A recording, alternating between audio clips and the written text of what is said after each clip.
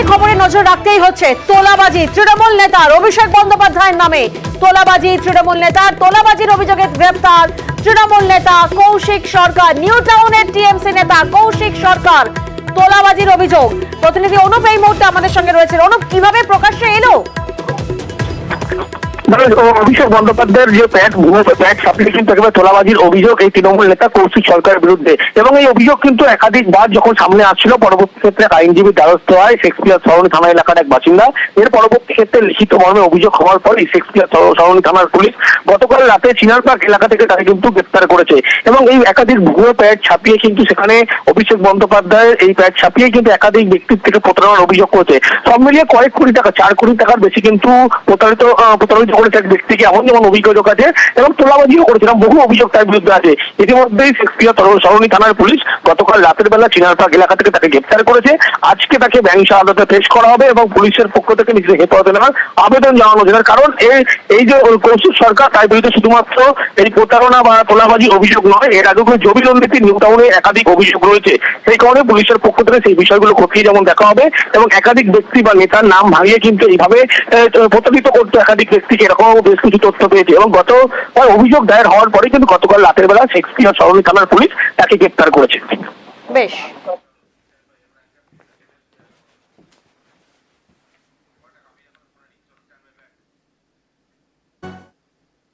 আরজিকর কাণ্ডে আমরা দেখছি দেশ জুড়ে আন্দোলন চলছে, প্রতিবাদ চলছে, বিক্ষোভ চলছে। আর এবার জুনিয়র চিকিৎসকেরা লালবাজার অভিযানে নামবে। 2রা সেপ্টেম্বর জুনিয়র ডাক্তারদের লালবাজার অভিযান। আরো একবার আপনাদেরকে জানাবো, লালবাজার অভিযানে এবার জুনিয়র চিকিৎসকেরা।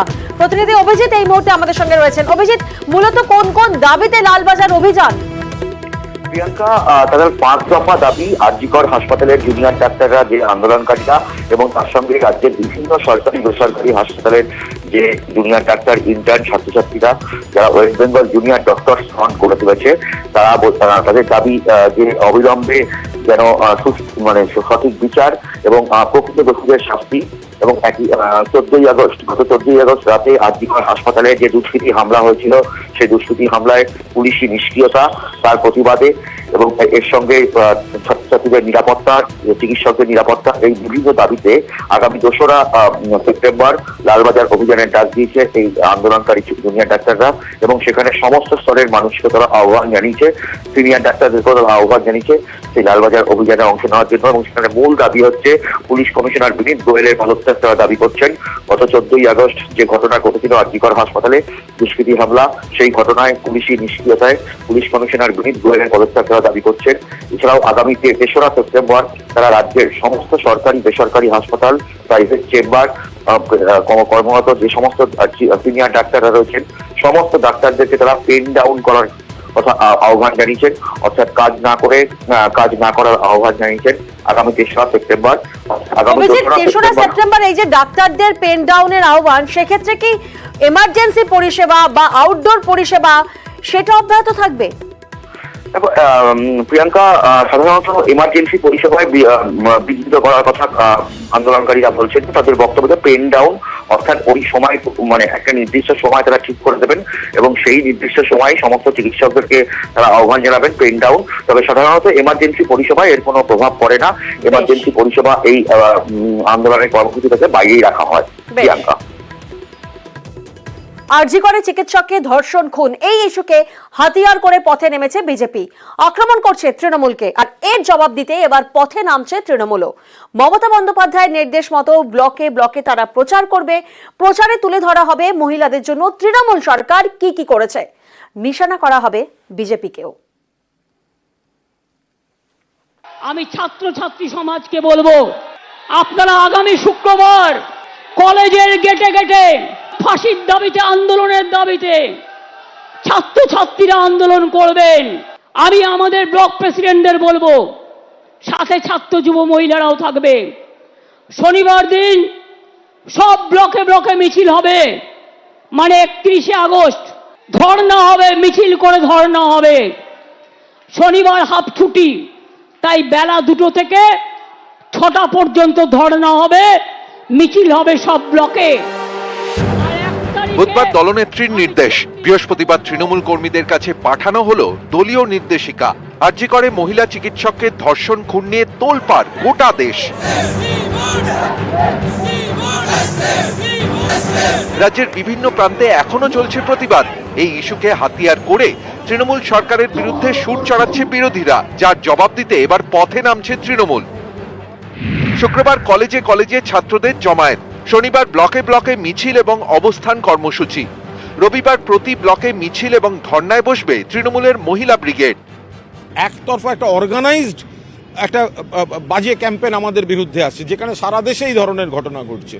তো সেই সময় আমি আমার সাধ্যমতো বা আমরা কয়েকজন আমরা সাধ্যমতো চেষ্টা করেছি। ন্যায় বিচারটা দেওয়ার দায়িত্ব এখন সিবিআই এর, তাই বলে যা ইচ্ছা বলে যাওয়া হবে, সারা ভারতের দিকে কেউ তাকাবে না আর শুধু তৃণমূলকে বলে যাবে আর আমরা মুখ বুজে সহ্য করবো, এ হয় নাই কখনো।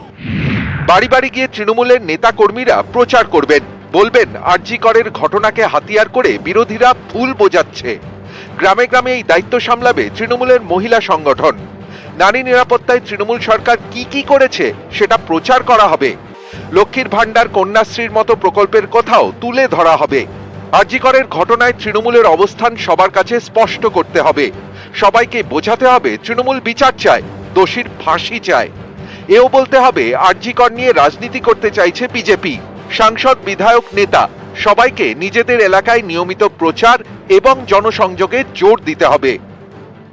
প্রতিনিয়ত যে এই এত ফেক ভিডিওস ইত্যাদি বেরোচ্ছে বিজেপির, এই সমস্তটা পোস্ট করে আরও যাতে ব্যাপ্তি ঘটুক, পুরোদমে সকলেই নেমেছে। নির্বাচিত প্রতিনিধি বলুন, ব্লক সভাপতি বলুন, যারা পদাধিকারী বলুন, অর্গানাইজেশনাল এবং প্রশাসনিক স্তরে যারা রয়েছেন এবং নির্বাচিত প্রতিনিধিরা প্রত্যেকেই বলা হয়েছে, মোটিভেট করেছে যে ভালো করে এইগুলো নিয়ে প্রচার করুন। মমতা বন্দ্যোপাধ্যায়ের বার্তার পর যেভাবে একযোগে ফের নেতা নেত্রীরা ময়দানে নামতে শুরু করেছেন, তাতে তৃণমূল কংগ্রেস মনে করছে আগামী দিনে রাজনৈতিক লড়াই দেওয়ার ক্ষেত্রে তারা ফের সুবিধাজনক জায়গাতে পৌঁছবেন। ক্যামেরায় কুণাল চৌধুরীর সাথে আবির ঘোষাল, নিউজ 18 বাংলা, কলকাতা। বুধবার ঘোষণা মুখ্যমন্ত্রীর, আর তারপরেই তৎপরতা, ধর্ষণের সাজা ফাঁসি। এই কঠোর আইন আনতে আগামী সোমবার বসবে বিধানসভায় বিশেষ অধিবেশন, আর মঙ্গলবার পেশ হবে বিল। আমরা চেয়েছিলাম 7 দিনের মধ্যে ফাস্ট ট্র্যাক কোর্টের মধ্যে দিয়ে আমরা ফাঁসি করে দেব। রাজ্যের হাতে পাওয়ার থাকলে আমি 7 দিনে করে দেব। যারা ধর্ষক করবে তাদের একমাত্র শাস্তি ফাঁসি, ফাঁসি, ফাঁসি। এই একটা কাজ করলে মনে রাখবেন সব ঠান্ডা হয়ে যাবে। আমি নেক্সট উইকে অ্যাসেম্বলি কল করব বিধানসভায় স্পিকারকে বলে, এবং আমরা ওয়েস্ট বেঙ্গল অ্যাসেম্বলি থেকে আগামী 10 দিনের মধ্যে ধর্ষকের ফাঁসি চাই এই বিল আমরা পাশ করে রাজ্যপালের কাছে পাঠাবো। আমি জানি রাজার পাঠ, রাজা বাবু কিছু করবে না, না করলে মেয়েরা মনে রাখবেন রাজভবনে গিয়ে বসে থাকবে ঘন্টার পর ঘন্টা। এই বিল সই করতে হবে, রাষ্ট্রপতির কাছে পাঠিয়ে দিয়ে দায়িত্ব সারলে হবে না। বুধবার তৃণমূল ছাত্র পরিষদের প্রতিষ্ঠা দিবসের অনুষ্ঠান থেকে এই ঘোষণা করেন মমতা বন্দ্যোপাধ্যায়। তারপরেই তৎপরতা শুরু। আগামী সোমবার থেকে বসছে বিধানসভা, 2 দিনের বিশেষ অধিবেশন। মঙ্গলবার পেশ হবে বিল। ধর্ষণে ফাঁসির দাবিতে বিল পেশ করা হবে। আইন পরিষদীয় মন্ত্রী, আমি কালকেই ফাইল তুলে দিয়েছি, চলে গেছে স্পিকারের কাছে। সোমবার দিন আর মঙ্গলবার দিন আপাতত এই 2 দিন রাখা আছে। এরপর বিলটা পাস হবে, বিলটা পাস হয়ে রাজ্যপালের কাছে যাবে, রাজ্যপাল কনসেন্ট দিলে আইন হয়ে গেল। রাজ্যপাল কনসেন্ট না দিলে এখন অন্য কথা ভাবা যাবে। বিরোধীরা বলতে শুরু করেছিল বিধানসভায় বিশেষ অধিবেশন ডাকার জন্য রাজ্যপালের অনুমতির প্রয়োজন হবে, কিন্তু পরিষদীয় দপ্তরের দাবি গত 5ই আগস্ট অধিবেশন অনির্দিষ্টকালের জন্য মুলতুবি করা হয়েছিল। ফলে বিধানসভার বিশেষ অধিবেশন ডাকতে রাজ্যপালের অনুমতির প্রয়োজন নেই। ধর্ষণ বিরোধী কঠোর আইন চেয়ে কেন্দ্রের উপরেও চাপ বাড়াচ্ছে তৃণমূল। বুধবারই মোদী সরকারকে নিয়ে সময়সীমা বেঁধে সুর চড়ান অভিষেক বন্দ্যোপাধ্যায়।